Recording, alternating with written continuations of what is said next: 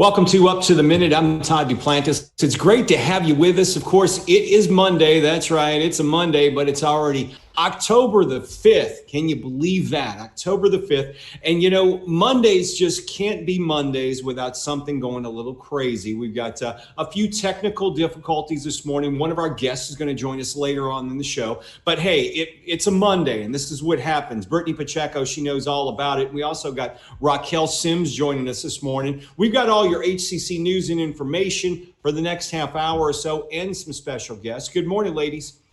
Good morning. How was your weekend? I can't complain. It was beautiful outside. It's beautiful again this morning. And I know one person who's already been outside, Brittany Pacheco.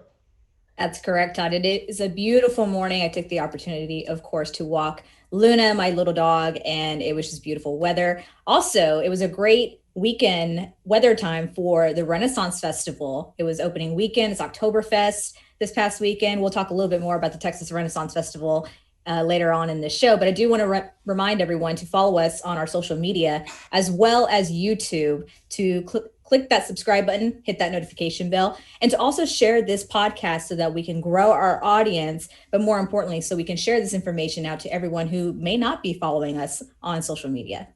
You know, you mentioned Renaissance Festival. Look at this. I've got a bunch of tickets for the Renaissance Festivals we're going to be giving them away over the next few weeks, starting tomorrow. So we'll have more on that later in the show. HCC news and information. We mentioned we got a few technical difficulties, but Christine Mompoint, who is the president of the United Student Council this year, she'll be joining us later in the show. But first, it's a big day for our students around the HCC system, as many of our students return to the campuses for their lab-based courses. We've got the president of Coleman College, Dr. Philip Nicotera, joining us on the show. Good morning, Dr. Nicotera. It's great to see you. Thanks, Todd. Good morning. Good to see you too, and thanks for having me. You know, it's a big day for our students. You know, a number of students are finally get a chance to go back on campus in a limited fashion to complete their lab-based courses. I know for the students at Coleman, this has been a huge deal because you've been over the summer bringing some students back to finish their clinicals and their work from the spring, correct? Correct. And you're right. Today is a huge day. And I just want to start out by saying our students really want to come back. And so they were very anxious to come back. But we knew all along that we were challenged with COVID-19 because we needed to do hands-on classes to get our students through their programs. And so with the difficulties that we were having in the Houston area in terms of the amount of COVID cases that were there, it became extremely challenging for us to bring students back into the classroom. But in the beginning of August, we created a plan to bring back students in small groups. If someone was a litmus test for today.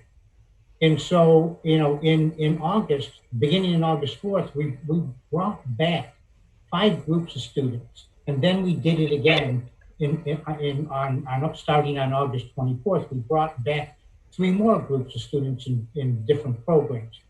So over the course of the month of August, we were able to get 175 students through their lab portions of their programs. Now, these portions that they were doing in the program were skills that they needed to complete from the spring and summer courses that they were unable to finish. So that was our primary goal, is let's get these students finished here. We also brought in 20 faculty members, and total number of programs that we brought in were 7 programs. And so this really, and here's the most important part of this. We have great teams around HCC.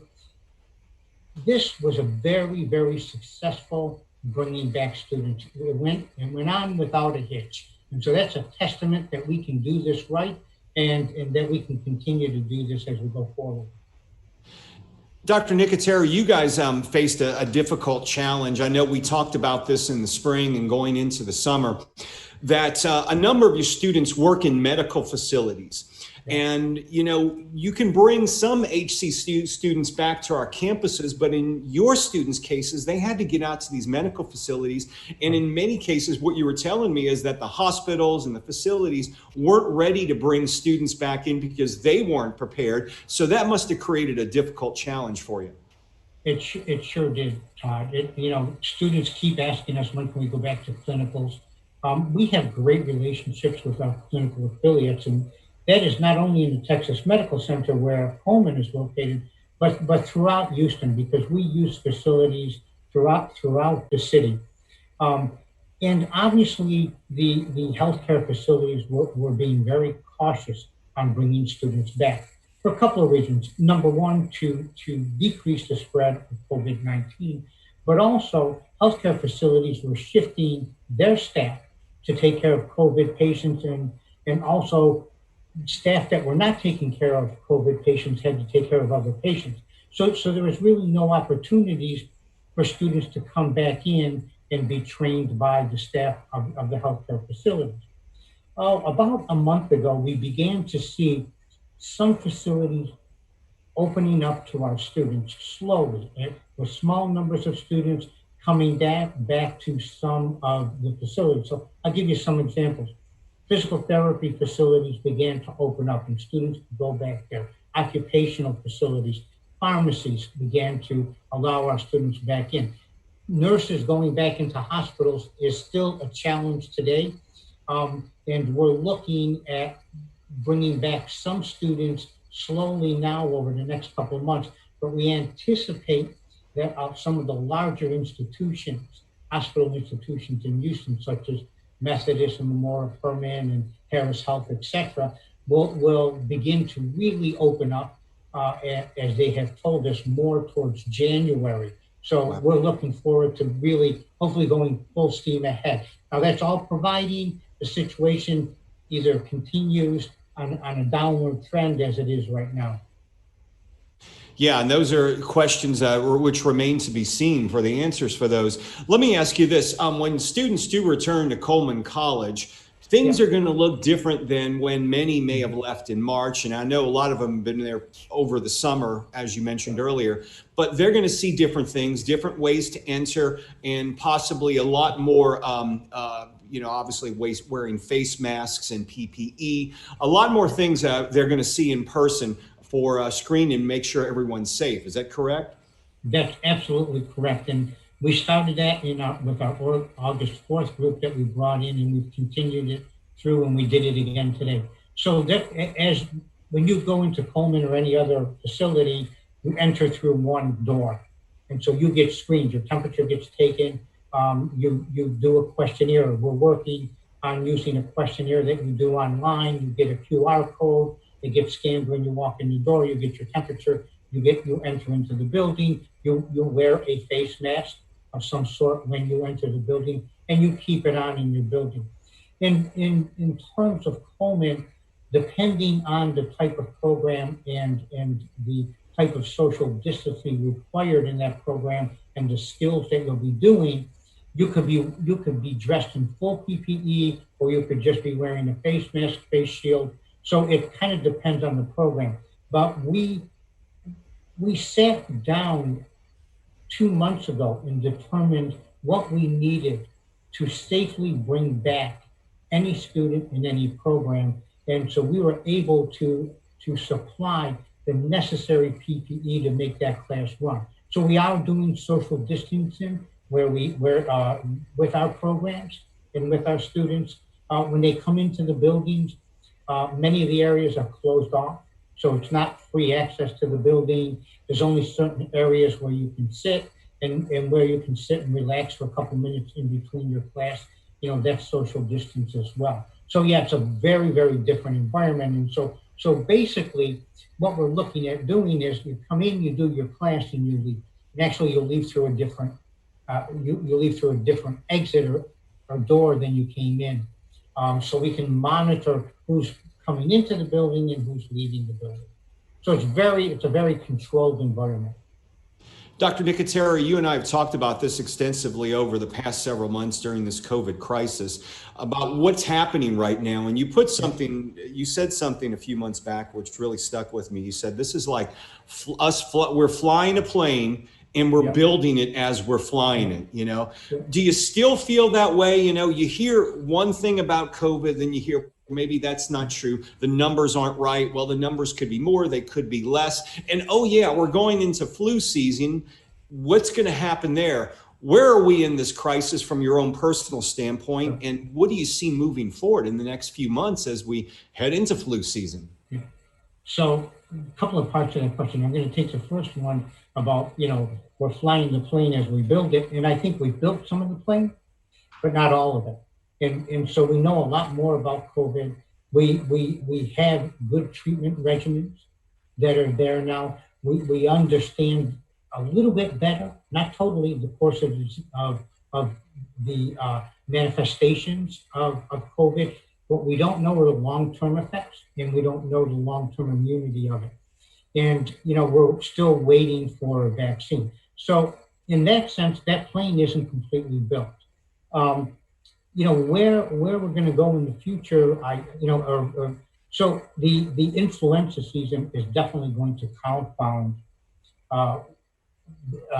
what we're looking at over the next maybe 5 to 6 months. So, you know, we asked the questions, you know, as you enter the building about COVID. Do you have a fever? Do you have a cough? You know, are you having problems breathing, etc.? We asked those types of questions. Well, those are similar symptoms to any influenza. So there's going to be some confusion as students try to come back into the classroom that might have the influenza, but to be on the safe side, they may not be able to enter the building because they have flu symptoms but not COVID. So we're going to have to look at the testing aspect of that and what we're going to do going forward. So yeah, there will be some confusion. We're not there yet as an institution, and we're not there as a city, and I don't think we're there as a public health system overall on how we're going to differentiate between the flu and COVID-19. Dr. Philip Nicotera, the president of Coleman College, we appreciate you joining us this morning. I know you're very pleased to have some students back on your campus this morning, and we wish you the best of luck. We look forward to seeing you soon. Thanks, Todd. It's been fun. Thanks. Thank you. And we are going to move on to our next guest. She has joined us, Christine Mompoint. Of course, Christine is the president of the United Student Council. You may have recognized her. Christine, it seems like one way or another, we're always getting you in front of a camera, and you do very well when you're in front of the camera. I know recently you were in a video called We're in This Together. Tell us about that. Yeah, so thank you again for having me in Studio Plants. It's always a pleasure to be with you on camera. So Lyndon Emerson, who's been working with the college to help kind of with the COVID communication, reached out to me and a couple of students and asked if we would just reach out to faculty and staff members who are coming back to campus and encourage them and just let them know that like what they're doing is essentially not in vain, right? Because I know everybody's afraid of the pandemic, everybody's afraid of what's happening, but we're all in this together. And so it was great to encourage staff members and let them know that students needed them there as much as, you know, anything else. Well, tell me, you are involved right now with the United Student Council. How long have you been involved with the council? Because I know we've talked about this before. Yeah, so this is actually my second year as a United Student Council officer. And this will actually be my third academic calendar with student government altogether, and we're partnered pretty closely. And what is the mission statement of the United Student Council if our students are watching and they may not be familiar? Yeah, so the United Student Council, without giving you this really long, lengthy mission statement, pretty much the premise of what we're doing is trying to reach all students, all 46,000 enrolled students at HCC, and figure out if there are district-wide issues that we can work with the administration to solve. And you have a number of initiatives. You do a lot of things virtual now. Maybe you can tell us about some of those. Yeah, so going off of some of the great interaction that I've had with students on like the Eagle to Eagle Facebook group or HCC Let's Help Each Other Out, email teams, I was able to take all your information and all your comments back to our team. And we came up with 4 initiatives. So the first being to assist the college in creating a policy agenda that would actually help to advocate for students in the community. The second being to work with the chancellor to update the HCC website to be more student and staff friendly. The third being to work with the financial leadership of the college to secure technology resources for students on our campus.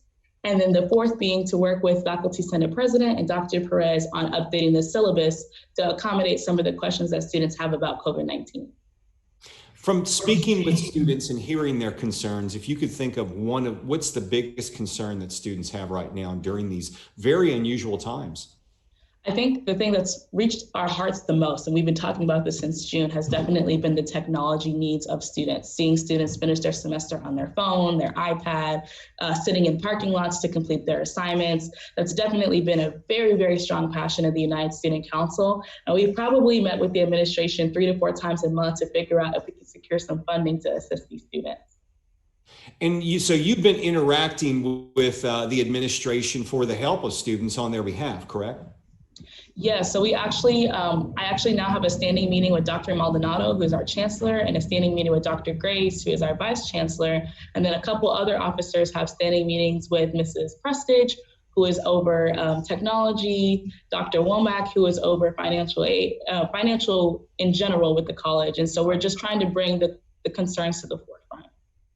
And you know, these are very different times. We went away on spring break last semester in the fall. That was over 6 months ago. And I say over 6 months ago because many of us have not been back to campus since then. We've been working virtually.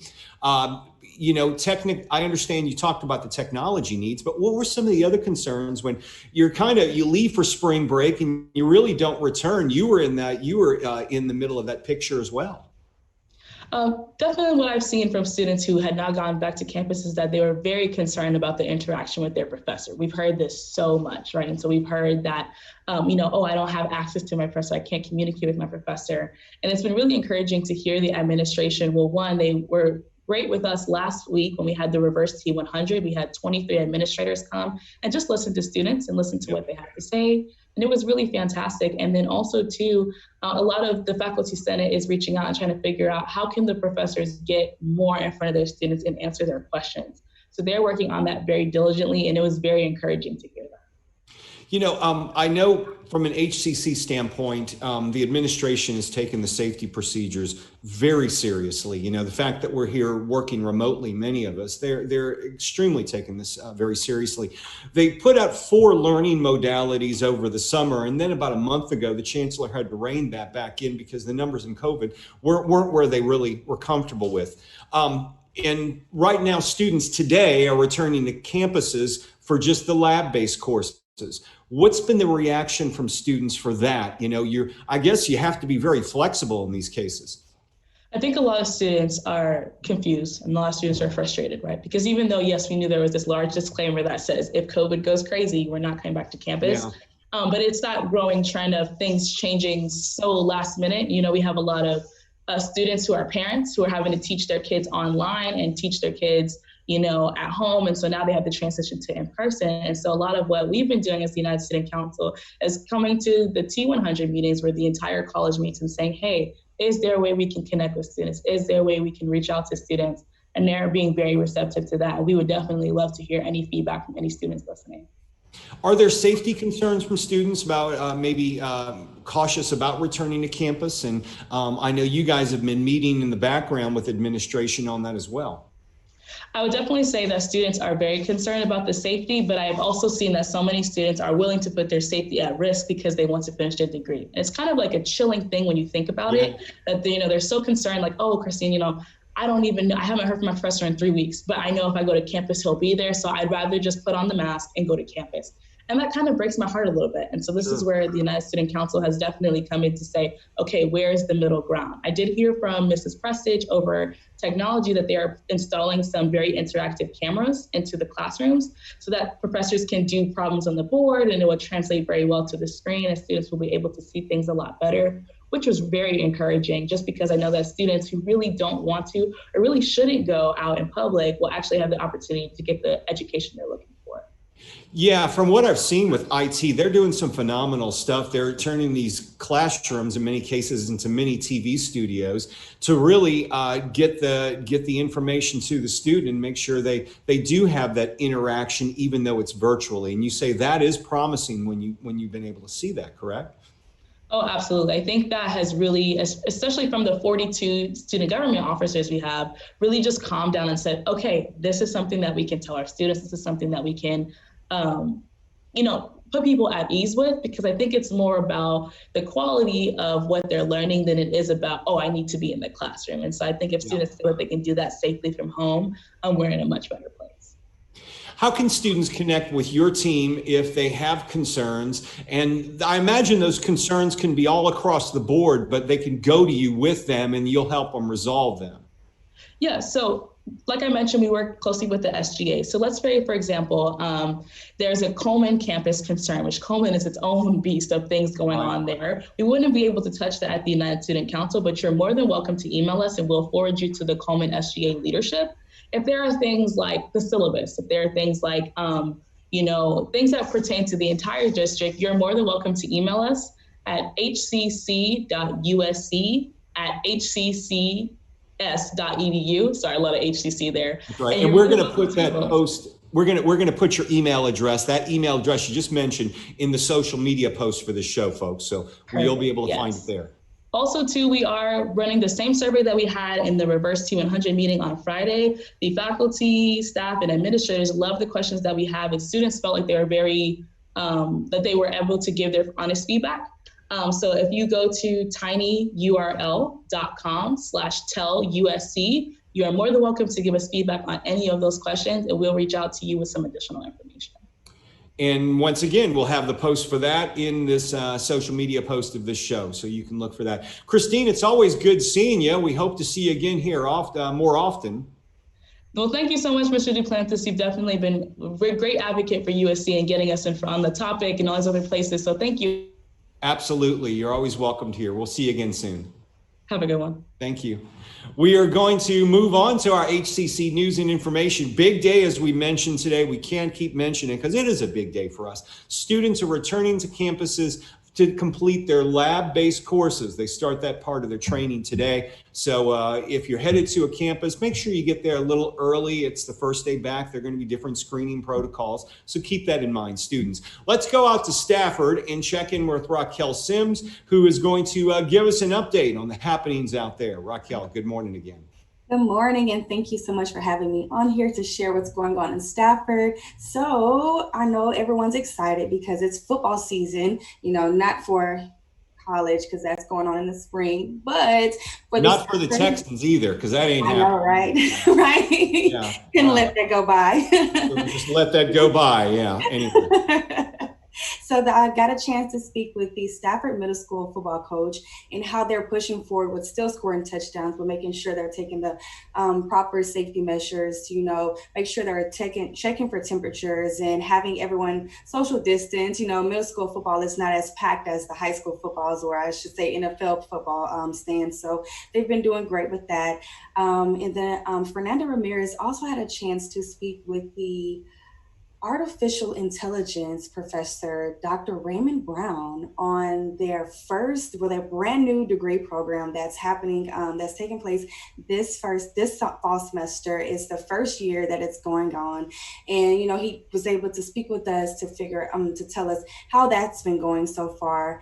And also Randall Williams had a chance to speak with the Literacy Council of Fort Bend about their grown-up spelling bee that's taking place this year and how it will be taking place. And I don't know if you ever had a chance to participate or, look at the grown-up spelling bee, but it is extremely fun to see grown-ups from different companies, different corporations, different just organizations, just spell everything. And it's like words that are just completely random, but they have, it's a really good program. They donate words, and I don't want to spill the tea about that. I just encourage everyone to go find out about the great grown-up spelling bee. And then next week, we're speaking with the Stafford Middle School PE coach to see how they're doing PE virtually. It's kind of unique to see how things have migrated online. So we're excited to find out all about how they're integrating that hands-on activity aspect for a virtual aspect. So that's exciting.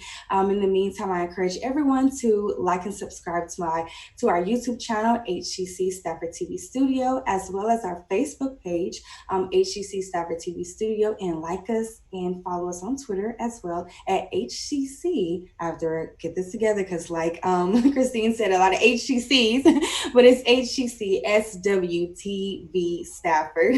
Thank you again, Todd, for having me on here, and it's my pleasure to just always share what's going on in Stafford. Thank you, Raquel Sims out in Stafford. We appreciate you joining us every Monday, as you do here on Up to the Minute with those updates. Brittany Pacheco, she's joining us from her home studio. Brittany, big day for students. They're returning to campus, but there are some pre-screening measures they'd like you to take for COVID screening. That's correct, Todd. Now, this isn't just limited to students. This is limited to everybody who is entering an HCC building. So if you're coming in this week, you're required to complete a daily screening, which starts by completing the HCC COVID pre-screening. It's a link that you should have received in your email. I checked my email this morning, and I literally have received one every day since last week. So you must complete the screening every time you visit HCC, and this should be done before you arrive on campus. So don't think that it won't make a difference, because it actually will. And the link is unique to you, and you use the same link every time you complete the same pre-screening. So as soon as you open the button and before you answer any questions, we suggest you pin the page. This will make it easier for you to use that link in the future. So once again, be sure to complete that pre-screening before you arrive on campus. If it makes things easier, bookmark that link. That way you have it right at your fingertips without any hassle of looking through your inbox. Because if you're like us, you receive a lot of emails a day. Yeah, those emails come in. So make sure you look for that one. It is very important information. And we can't stress this enough. If you're going back to the campuses, especially if you're a student, get there a bit early because you'll go through some screening procedures. Some things are going to look different. It's not going to look the same. So just get there a bit early, especially the first few days of returning back for your labs. All right, more fall fun with Rec Sports. They are having fun out for Rec Sports. They've got deep stretching, Zumba, and boot camp. That's right, Raquel. And it's pretty easy to take these classes because they're all online. Yes. And just speaking on the virtual aspect of, taking these hands-on, not hands-on, but these interactive activities just on a virtual perspective has been just amazing. So I love the fact that, Zumba is online, because that means you have no excuse to not go to the classes, because that was my excuse, honestly. I was like, I can't make it, but now that it's virtual, so I don't understand. Anybody should take it. So yeah, Todd. Yeah, Todd. All right. We'll move along here. So it's on Monday and Tuesdays, and it's encompassed with deep stretching. For more info, follow their Instagram and their Facebook at HCCS Athletics. Don't forget HCCS Athletics, and you can also email Christian.Andrews at hccs.edu. Sorry, what's going on with me this morning? And put in a subject line class title. So there you go. Todd, did you get the information? I got the information. If not, I'll read it again tomorrow. Hispanic Heritage Month. That's happening, Brittany. Real quickly, a couple of activities, salsa dance classes. They're free on Zoom. And a drive-in theater. Coco, I know it's your favorite movie. You've told us that before. You love it. We get it. All right, let's have 8 p.m. Thursday, October 8th, and it's going to be a drive-in, Brittany. It is. So we actually have a graphic that we've posted on social media. You'll see it. I believe it's already been posted, but also tomorrow and on the 8th. So don't miss out on this opportunity. It's free. It's open to the community. Stay safe, stay in your car, go watch a movie. But Todd, I want to talk about the Texas Renaissance Festival, because I've been going for the last 20 years. And actually, this is the first year I will not be going. But you've got some free tickets. I've got come on. free tickets right here to the Texas Renaissance Festival. So our friends at 713 News, they've sent us some free tickets tomorrow, starting tomorrow. They go by each weekend. So I've got tickets for each weekend. We're going to figure out a way. I think we'll do some type of question where you can answer in the comments. And then I will personally mail the tickets to you. So each winner will get 2 tickets. I'll put them in the mail to you from my old humble abode here. All right.